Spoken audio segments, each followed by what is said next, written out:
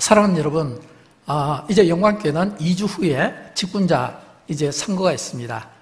많은 분들이 기대와 또 설레임이 있을 줄 믿습니다. 또 우리는 이틀 후에 또 대통령 선거가 있습니다.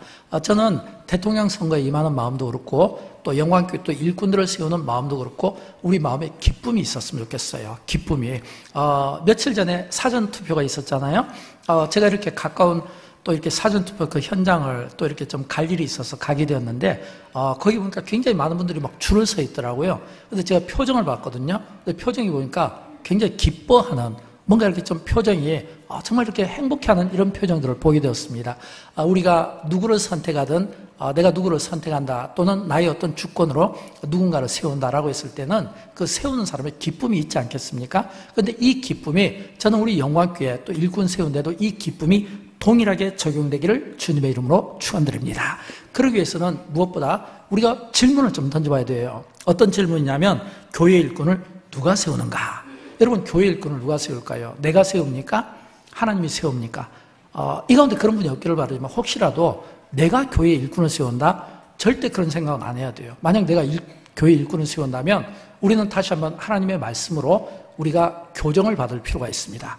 그러나 하나님이 일꾼을 세우신다.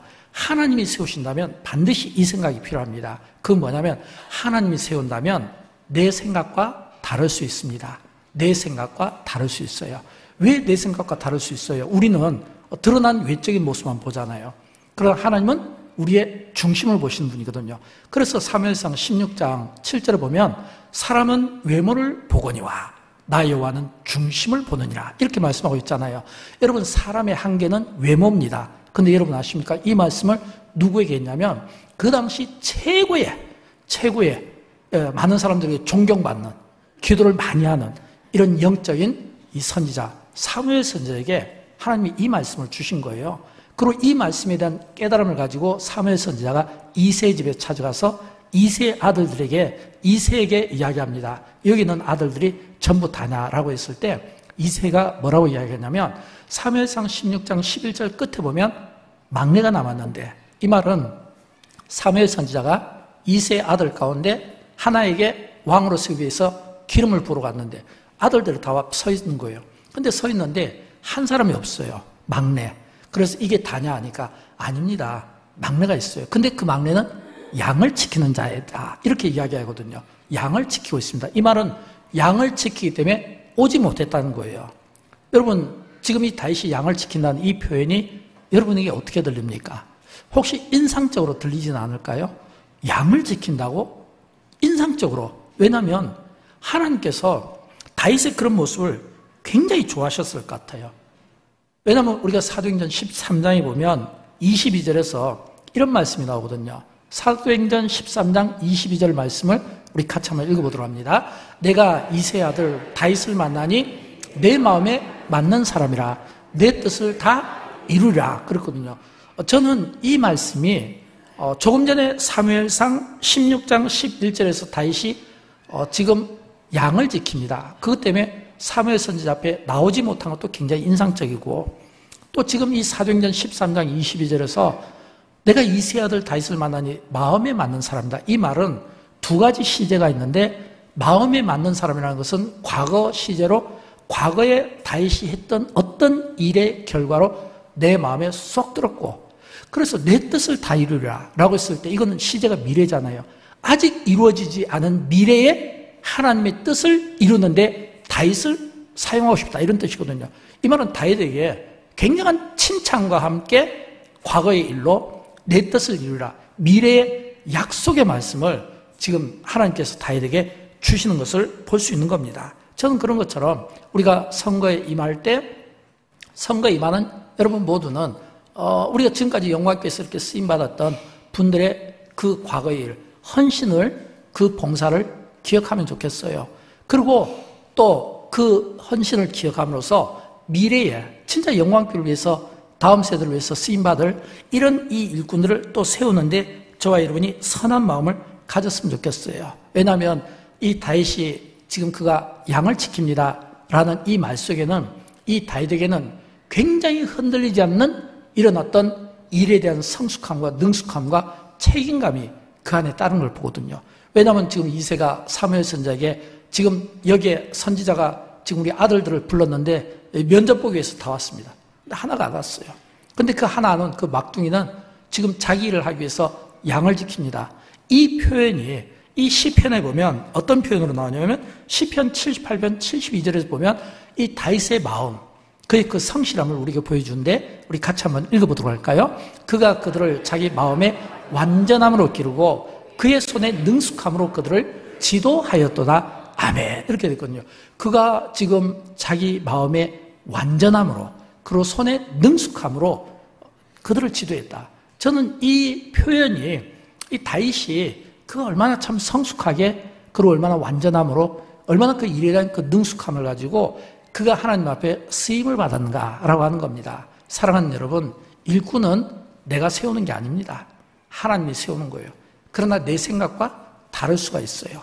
내 생각과 다르다는 것은 하나님은 중심을 보기 때문이고 또 하나님은 이 사람이 어떤 상황에 있었는지 흔들리지 않는 변함없는 그의 신실함, 그리고 부지런함, 손의 능숙함, 마음의 완전함, 이런 기준이 적용되어질 때 하나님은 그런 자를 기뻐하시고 사용하신다고 하는 사실을 믿으시기 바랍니다.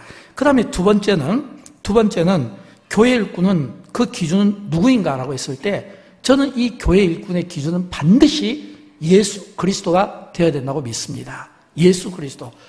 교회에서 일꾼을 세울 때 교회에서, 당회에서 일꾼의 기준이 있어요. 여러분 주부에 다 나왔잖아요. 일꾼의 기준이 있어요. 교회가 어떤 일꾼을 세운데 당회가 그 기준을 가지고 있지만 그러나 또 동시에 성경은 또 교회 일꾼의 기준을 또 우리에게 알려주고 싶어 합니다. 근데 이 두 개를 오버랩했을 때 가장 좋은 이 모델은 누가 되냐면 예수 그리스도가 저는 모델이 돼야 된다고 생각하고 기준이 돼야 된다고 생각합니다. 여러분 예수님은 어떤 분이십니까? 친히 인간을 구원하기 위하여 하나님께서 인간의 몸을 입으시고 이 세상에 오셨어요. 가장 낮고 낮은 모습으로 오셨어요. 그리고 우리의 모든 죄를 대신 짊어지시고 십자가를 지셨습니다. 그리고 예수님께서는 죽으시고 사흘 동안 무덤에 장사되었다가 부활하셨습니다. 이 모든 일이 전부 예수님이 하실 때 어떻게 했냐면 하나님의 뜻에 맞게 하나님의 뜻을 이루기 위하여 하신 일이라는 거예요. 여러분 예수님은 공생의 기간 중에 하나님의 뜻을 자주 이야기하셨습니다. 내가 온 것은 아버지의 뜻이었다. 내가 십자가를 짊어진 것은 아버지께서 나에게 명령하신 일이었기 때문이다. 그래서 십자가의 잔 앞에서 나의 원대로 마옵시고 아버지의 원대로 되기를 원하나이다. 이거는 뭐냐면 예수님의 그 언어가 전부 아버지의 뜻대로 아버지의 원대로 하나님 아버지의 뜻을 이루기 위하여 이거였거든요. 그래서 요한복음 6장 38절에서도 그런 말씀을 하고 계시잖아요. 우리 같이 읽어보도록 할까요? 내가 하늘에서 내려온 것은 내 뜻을 행하려 함이 아니요 나를 보내신 이의 뜻을 행하려 함이니라. 이렇게 되어 있거든요. 예수님께서 하나님 아버지의 뜻을 행하기 위함이었다는 거예요. 그렇다면 여러분 이 직분자는 누가 뽑습니까? 내가 뽑는 게 아니라 하나님이 뽑아요. 그래서 나와 다를 수는 있어요. 또 두 번째 이 직분자는 그 기준이 누가 된다고요? 예수 그리스도. 예수 그리스도와 그 기준이라면 예수님의 그 삶 속에서 우리에게 보여준 메시지는 뭐냐면 나는 아버지의 뜻을 이루기 위하여 아버지의 뜻대로 되기를 원하여 아버지의 뜻, 하나님 아버지의 뜻. 그렇다면 이 교회 직분자를 우리가 세울 때 예수님처럼 하나님의 뜻을 구하는 자가 직분자가 돼야 맞지 않겠습니까? 우리가 많은 경우 선거에 임할 때마다 내 생각대로 하고 싶어 하고 내 욕심대로 하고 싶어 하는데 여러분 내 생각과 내 욕심이 앞서면 돌아오는 것은 뭐냐면 불평밖에 없어요. 생각이니까. 그러나 하나님의 뜻을 믿는다면 우리는 마음의 평안을 가질 수 있습니다. 또 우리 안에 있는 모든 슬픔과 염려를 물리칠 수가 있습니다. 왜냐하면 하나님의 뜻은 우리가 합력하여 선을 이루는 것이 이 하나님의 뜻이잖아요. 모든 것이 하나님의 부름을 받은 사람들은 합력하여 선을 이루는 것. 이게 하나님의 뜻이거든요. 이 하나님의 뜻을 우리가 이 선거를 통해 이루어드렸으면 좋겠어요. 저는 그런 의미에서 이 선거가 하나님의 영광을 받으시는 자리가 되었으면 좋겠고 이 선거를 통해서 모든 분들이 하나님의 위로를 받았으면 좋겠어요. 왜냐하면 누군가는 우리가 투표를 하게 되면 선택받는 분도 있고 또는 아쉬운 분도 있을 거 아니에요.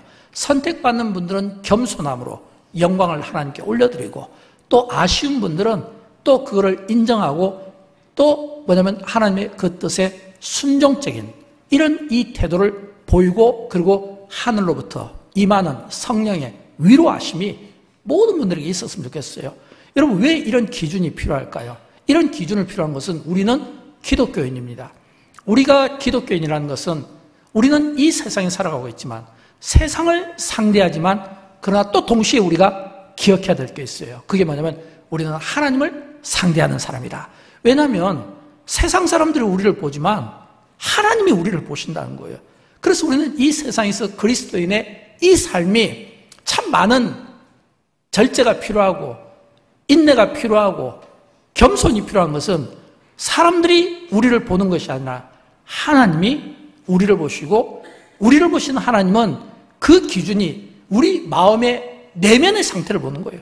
내가 무슨 말을 하든 내가 무슨 행동을 하든 내가 어떤 일을 하든 우리 내면의 그 속 사람의 중심을 보시고 그 동기를 보시고 그 동기가 선한지 아닌지를 하나님은 판단하는 거예요. 이게 인간이 판단하기가 매우 어려운 부분이다라는 겁니다. 그래서 저는 할 수만 있으면 우리가 이 선거에 임할 때 모든 성도들이 이런 기도 제목을 가졌으면 좋겠어요. 예수님처럼 시험에 들게 하지 마옵시고 시험에 들게 하지 마옵시고 그 다음에 아버지의 뜻대로 되기를 원하나이다 이거예요.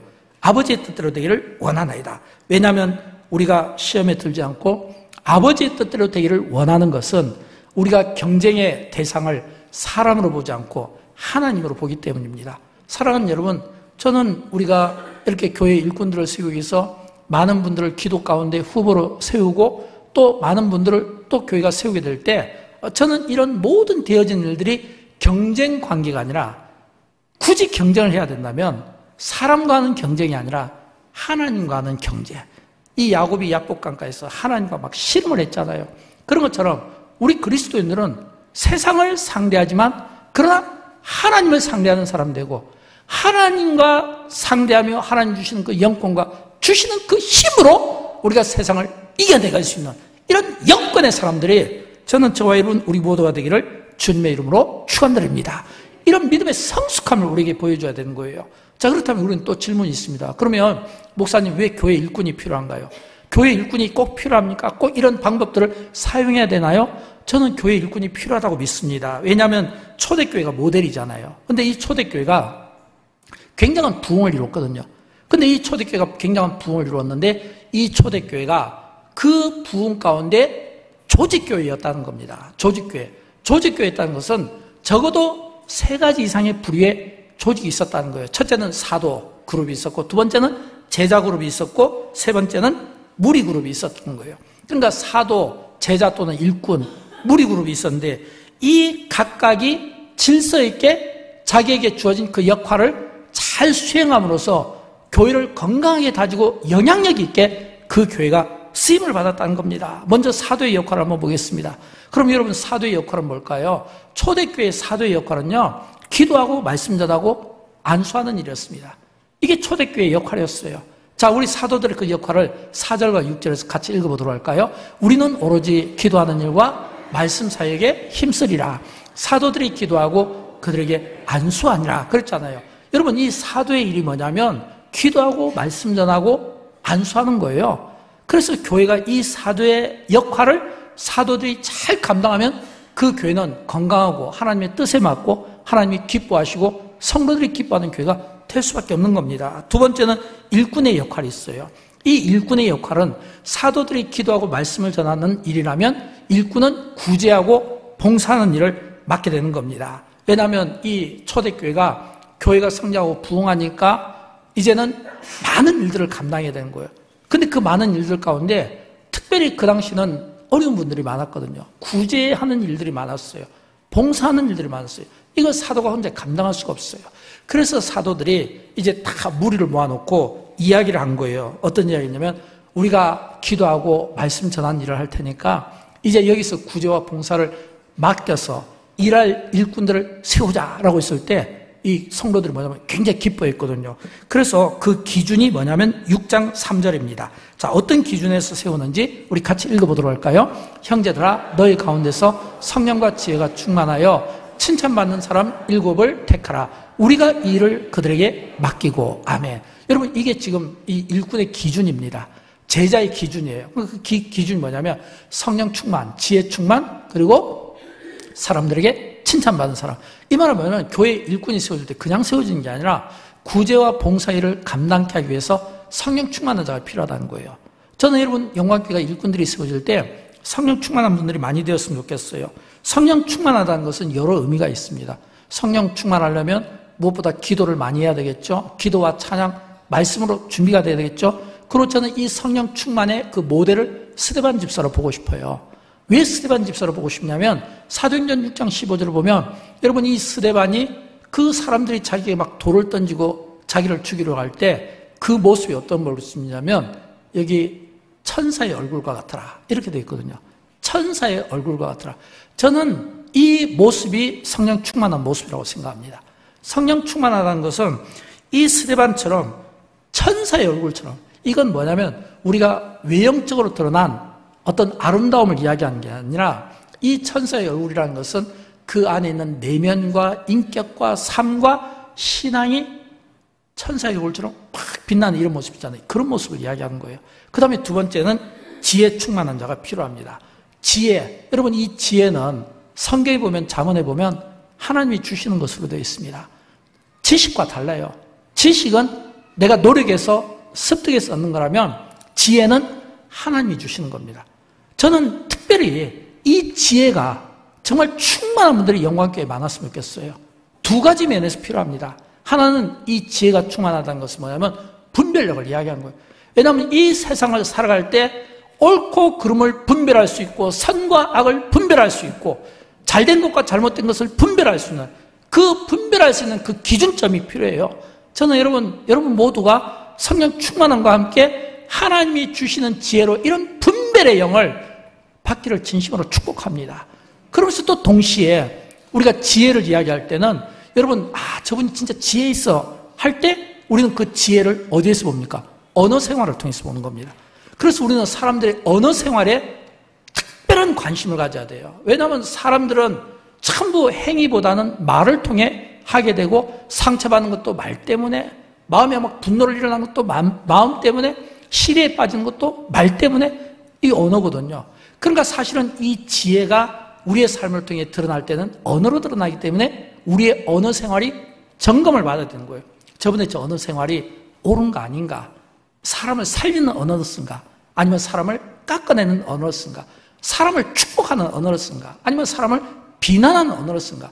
저는 이 언어 생활이 정말 지혜 충만한, 그래서 지혜가 그 언어를 통해서 모든 사람들의 생명을 살리는 데 쓰임받기를 진심으로 축복합니다. 세 번째는 칭찬받는 사람입니다.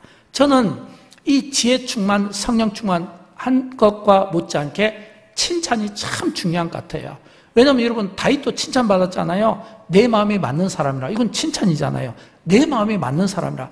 그런 것처럼 우리는 사람의 칭찬도 중요하지만 하나님의 칭찬이 중요하고, 또 하나님의 칭찬 못지않게 우리가 이 세상을 살아가면서 함께 어우러지는 이 세상에서도 칭찬받을 수 있어야 된다라고 하는 겁니다. 스데반 집사가 성령 충만하여 그 얼굴이 막 천사처럼 이렇게 변한 것처럼, 저는 우리가 이 세상에서 살면서 칭찬받는다고 할 때 이 칭찬은 예수님께서 말씀해 주셨잖아요. 너희가 세상에서 빛과 소금처럼 되라. 이 말은 뭐냐면 빛과 같은 삶을 살아가는 거거든요. 그러니까 칭찬이라는 것은 뭐냐면 에베소서 5장 8절에 보면 너희가 전에는 어둠이더니 이제는 빛이라.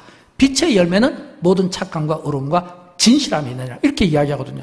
그럼 여기서 이 빛의 열매가 착함과 의로움과 진실함이라는 것은 이게 어떤 의미일까요? 내가 예수 믿기 전에는 어둠에 있었는데 예수 믿으면서 변화받아서 빛 가운데 있고, 내가 예수 믿기 전에는 착하지 않았는데 예수 믿고 변화되어서 착해졌고, 내가 예수 믿기 전에는 의롭지 못했는데 예수 믿고 변화받아서 의롭게 되고, 내가 예수 믿기 전에는 정직하지 못했는데 내가 예수 믿고 이제는 내가 정직한 사람이 됐다는 거예요. 이게 뭐냐면 변화잖아요. 그러니까 착함과 의로움과 진실함과 빛의 열매는 변화를 이야기하는 겁니다. 여러분 우리는 어떻게 변합니까? 좋아지는 쪽으로 변하나요? 나빠지는 쪽으로 변하나요? 올라가는 쪽으로 변하나요? 내려가는 쪽으로 변하나요? 저는 할 수만 있으면 지금보다, 과거보다 지금의 삶이 더 변화된 모습을 보여줄 수 있어야 되고, 또 지금보다 미래의 삶이 더 받을 수 있는 변화받은 이 모습을 보여줄 수 있는 이런 칭찬이 하나님께도 사람에게도 있게 되기를 주님의 이름으로 축원드립니다. 제가 이 말씀을 드리는 것은 모든 사람은 가면을 쓰고 살기 때문에 그렇습니다. 다 말은 안 해도 가면이 있어요. 그 가면을 몇 겹씩 쓰고 사는 분들이 많습니다. 그런데 여러분, 이 가면을 우리가 벗으려면 어떻게 해야 될까요? 이 가면을 벗으려면 우리가 하나님을 의식하고 살아야 돼요. 하나님을 의식하며 의식하는 만큼 우리 안에 있는 가면들은 하나씩 겹겹이 벗어지게 되는 겁니다. 그러나 우리가 하나님을 의식하지 못하면 자꾸 이 가면을 더 쌓게 되는 겁니다. 여러분, 많은 경우 사람들이 왜 상처받습니까? 왜 분노합니까? 사람을 의식하고 살으니까로요. 우리는 하나님을 믿는 자니까 하나님을 의식하고 살아야 되는데 사람을 의식하는 거예요. 우리가 주의를 할 때도 사람을 경쟁의 대상으로 삼으면 안 돼요. 하나님을 경쟁의 대상으로. 우리가 예를 들어서 직분자 선거를 통해 사람의 일꾼을 세우더라도 그 일꾼을 세움받는 사람이나 세우는 사람이나 사람을 의식하면 안 돼요. 사람을 의식하면 돌아오는 거는 불평밖에 없어요. 그러나 하나님을 의식하면 다른 사람을 살리는 일을 하게 되는 거예요. 예수님이 자신을 위해서 사는 게 아니잖아요.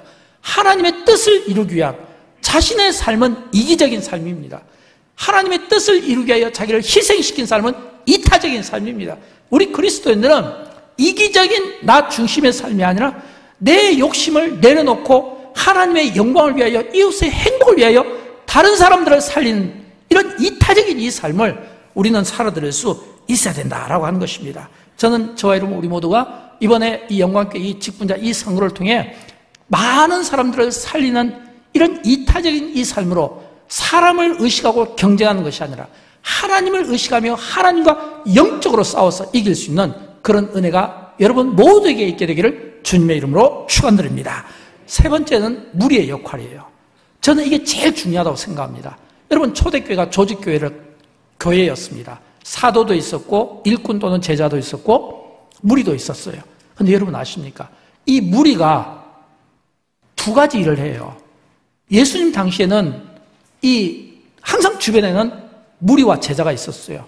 성경을 보면 사복음서에서 다 예수님은 옆에 제자가 있던 무리가 있었어요. 근데 이 무리가 어떤 일을 하냐면 제자들은 훈련받는 겁니다. 지도자가 되기 위한 과정이니까요. 근데 무리는 은혜를 받는 자입니다. 무리는 은혜를 받아요. 근데 제자는 예수님 당시에 12명이었어요. 근데 무리는 몇 명이었을까요? 5병의 기적을 보면 남자만 5,000명이라고 했잖아요. 적어도 10,000명, 20,000명 넘어가지 않겠습니까? 초대교회에서 베드로가 성령이 충만해 설교했을 때 그 자리에서 회개하고 죽기로 돌아온 자들이 3,000명, 5,000명이라고 했잖아요. 이게 무리예요. 무리는 많아야 돼요. 교회가 건강하려면 교회 안에는 무리가 많아야 돼요. 근데 이 무리는 반드시 은혜를 받아야 되는 거예요. 저는 여러분 오늘 무리된 우리 모두가 예배를 통해 기도 생활과 말씀 생활, 찬양 생활을 통해 은혜를 많이 받게 되기를 주님의 이름으로 축원드립니다. 무리가 하는 일은요, 은혜 받는 일이에요. 무리한테 이거 하십시오, 저거 하십시오 막 요구하면 안 돼요. 그분들은 은혜 받기 위해서 교회 온 거예요. 은혜를 받도록 만들어줘야 돼요. 일꾼된 우리가. 그런데 또 하나가 있어요. 무리는 은혜도 받는데 두 번째는 어떤 일이냐면 일꾼을 뽑을 때 누가 뽑냐면 무리가 뽑는 겁니다. 여러분, 교회 일꾼은 누가 뽑을까요? 교회 성도들이 뽑습니다.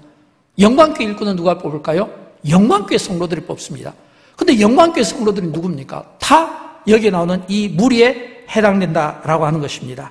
그래서 무리가 참 중요해요. 근데 오늘 보면 6장 5절을 보면 이런 말씀이 나오잖아요. 온 무리가 이 말을 기뻐하여 그랬거든요. 온 무리가 이 말을 기뻐하여. 이 말은 이제 사도들이 무리를 모아놓고 여러분, 사도는 기도하고 말씀 전하는 일을 해야 됩니다. 근데 구제도 하고 봉사도 해야 되는데 일꾼이 필요합니다. 그럴 때 온 무리가 이 말을 기뻐했다라고 하는 겁니다. 그러니까 우리가 일꾼을 세우는 건요, 이런 기쁨 가운데 세워야 돼요.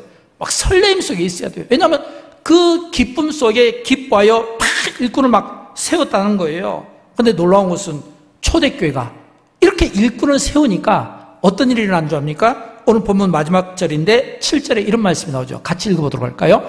하나님의 말씀이 점점 왕성하여 예루살렘에 있는 제자의 수가 더 심히 많아지고 이랬거든요. 하나님의 말씀이 점점 왕성하여 예루살렘에 있는 제자의 수가 더 심히 많아졌다. 무엇을 말할까요? 교회 부흥입니다. 초대교회가 이런 성장의 과정이 있었다는 거예요. 그렇다면 초대교회는 그냥 부흥한 게 아니라 조직교회였습니다. 사도가 있고 일꾼이 있고 무리가 있었어요. 사도는 말씀 전하는 일을 전무했어요. 최선을 다한 겁니다. 일꾼은 구제와 봉사의 일에 최선을 다한 겁니다. 그리고 무리는 은혜를 받고 그 받은 은혜의 힘으로 또 일꾼들을 기쁜 마음으로 또 세우고, 이런 협력과 조화를 통해서 하나님의 교회는 세워지고 성장하게 되는 겁니다. 여기서 저는 이 무리에 대해서 정말 여러분이 중요함을 깨달아야 됩니다. 왜냐하면 우리가 이틀 후면 대한민국 이제 대통령 선거가 있잖아요. 근데 대한민국 대통령 선거는 누가 뽑습니까? 대한민국 대통령 선거는 대한민국 국민만 뽑을 수 있습니다. 예를 들어서 여수에, 서울에 외국인이 있다 할지라도 대한민국 국적을 갖지 않았으면 뽑을 수 없는 거고, 해외에 나가 있어도 대한민국 국적을 가졌으면 대한민국 대통령은 대한민국 국민이 뽑는 겁니다. 마찬가지로 교회 일꾼은 교회 성도들이 뽑습니다. 근데 영광교회 성도들은 영광교회 성도들이 뽑는 겁니다. 영광교회에 등록된 성도들 가운데 세례와 입교를 받은 분만 뽑게 되어 있는 겁니다. 근데 더 중요한 차이점이 있어요. 그게 뭐냐면 대통령은 교회 일꾼과 이런 차이점이 있습니다. 대통령은 임기가 있습니다. 교회 일꾼은 임기가 없습니다. 굉장히 중요한 차이죠. 그러니까 대통령은, 나라의 지도자들은 다 임기가 있어요. 몇 년. 근데 교회는 일꾼을 한번 세우면 임기가 없습니다. 이걸 기독교 용어로 항존직이라고 합니다. 그 대신에 은퇴가 있습니다. 만 70이라고 하는 어떤 기준을 가지고 은퇴를 하는 거예요. 그러니까 나라의 지도자와 교회 일꾼은 좀 차이점이 있죠. 그래서 우리는 나라의 지도자를 뽑을 때도 기도하며 신중하게 뽑아야 되겠지만, 그러나 교회 일꾼을 세울 때도 이게 은퇴만 있지 이건 기간이 없잖아요. 계속 영구적으로 가는 거잖아요. 그래서 우리는 또한 교회 일꾼을 뽑을 때도 기도하는 가운데 신중함을 가지고 뽑아야 된다. 그 다음에 교회 일꾼을 세울 때 하나님께서 다윗을 과거의 일로 기뻐하고 미래의 기대감을 가졌잖아요. 그런 것처럼 지금까지 교회에서 봉사했던 모든 그 봉사들, 교회가 정한 어떤 규칙들, 당회가 정한 규칙들을 꼼꼼하게 살펴보시고, 왜냐하면 지금까지 했던 일에 대한 결과니까. 그러면서 또 미래에 흔들리지 않고 변함없이 꾸준히 주님의 일을, 하나님의 일을 감당해 줄 수 있는, 그래서 2010 비전, 2020 비전, 2030 비전을 수행해 줄 수 있는 이런 미래의 기대가 있고 미래에도 변함없는 분들이 하나님 앞에 세워져야 되지 않겠습니까? 사랑하는 여러분, 저는 영광교회가 이번 임직 선거를 앞두고 다시 한번 몇 가지 관심을 가졌으면 좋겠어요. 첫째는 영광교회가 건강한 교회 공동체를 만들었으면 좋겠습니다. 로마서 12장 15절과 마태복음 20장 28절을 보면 여기에 나오는 말씀, 함께 즐거워하고 함께 올라, 영광교회 슬로건이에요. 또 마태복음 20장 28절 말씀은 예수님께서 이 세상에 오신 목적입니다. 섬기려 하고, 저는 이 두 말씀을 오버랩해서 예수님의 마음이라고 저는 생각되고 싶습니다. 여러분, 영광교회가 관심을 가져야 될 것은, 영광교회가 건강한 교회 공동체가 되기 위해서는 우리의 마음이 주님의 마음처럼, 우리의 마음이 주님의 마음처럼, 그런 주님의 마음으로 말을 하든 일을 하든 행동을 하든 항상 예수님이 말하는 것처럼, 예수님이 생각하는 것처럼, 예수님이 일하는 것처럼, 이런 이 마음들이 우리에게 필요할 줄로 믿습니다. 그 다음에 두 번째, 영광교회는 함께 사랑하며 꿈꾸는 공동체가 되어야 됩니다. 함께 사랑하며 함께 꿈꾼다는 것은, 영광교회가 제자훈련 목회를 하고 있잖아요. 지금도 진행 중입니다. 또 영광교회는 세계 선교를 하고 있잖아요. 지금도 진행 중입니다. 또 영광교회는 2030 비전을 해서 다음 세대 비전을 가지고 있잖아요. 이 역시 지금 진행 중입니다. 무엇을 말할까요? 사람을 세우는 일에 제자훈련과 세계 선교를 통해 영혼을 세우고, 그리고 또 동시에 우리 다음 세대, 우리 자녀들을 세우는 이 모든 일을 전부 다 어디에 초점이 맞춰지냐면 어린 유아에서부터 노년의 일까지 사람에게 맞춰져 있다는 거예요. 여러분, 건강한 교회는 교회를 건물로 보는 게 아니에요. 환경으로 보는 게 아니에요. 사람으로 보는 거예요. 한 사람의 영혼의 그 가치가 천하보다 귀하다는 것을 기억하고 그 한 영혼의 그 가치가 천하보다 귀한 만큼 그 영혼의 그 가치를 위해서 교회가 계속해서 현재 진행형으로 함께 그 일을 감당해 나가는 겁니다. 선교를 통해 세계 선교를 책임지는 교회, 교회 학교를 통해서 다음 세대를 책임지는 교회, 제자 훈련을 통해서 하나님의 말씀으로 또 우리 성도들에게 좋은 양식으로 책임지는 교회, 이런 책임지는 이 교회의 이 모습을 보여줄 수 있어야 되는 거예요. 이게 주님의 꿈이고 동시에 저와 여러분의 꿈이고 이 꿈이 주님이 그처럼 공생의 기간 중에 목말라 했던 그 꿈을 영광교회가 실현시키는데 함께 쓰임받기를 진심으로 축복합니다. 세 번째는 이웃과의 관계에 힘써야 됩니다. 왜냐하면 제가 항상 설교 시간 때 자주 이야기하지만 교회는 우리만의 교회가 되면 안 돼요. 그런 분이 없기를 바라지만 혹시라도 내 교회로 생각하면 안 돼요. 주님의 교회입니다. 또 이 주님의 교회는 이 교회가 우리의 어떤 유익을 위해서만 되면 안 돼요. 반드시 교회는 이웃 사람들, 어려운 사람들, 세계 선교지, 고통받는 모든 이들을 향해서 하나님이 물질을 주시면 물질을 흘려보낼 수 있어야 되고 어떤 재능들을 주면 흘려보낼 수 있어야 되고 은사 주면 흘려보낼 수 있어야 돼요. 그래서 이웃과 함께 한다고 하는 이런 이 공동체 이 정신을 우리가 가질 수 있어야 돼요. 나만을 생각하면 안 돼요. 그건 굉장히 이기적인 방법입니다. 하나님이 주시면 주시는 만큼 그것이 어떤 것이든지 그거를 자꾸 이웃들을 흘려보낼 때 그래서 교회가 선한 영향력을 끼칠 수 있고 그럴 때 교회는 이웃과 더불어서 하나됨을 누리고 함께 더불어서 나갈 수 있는 겁니다.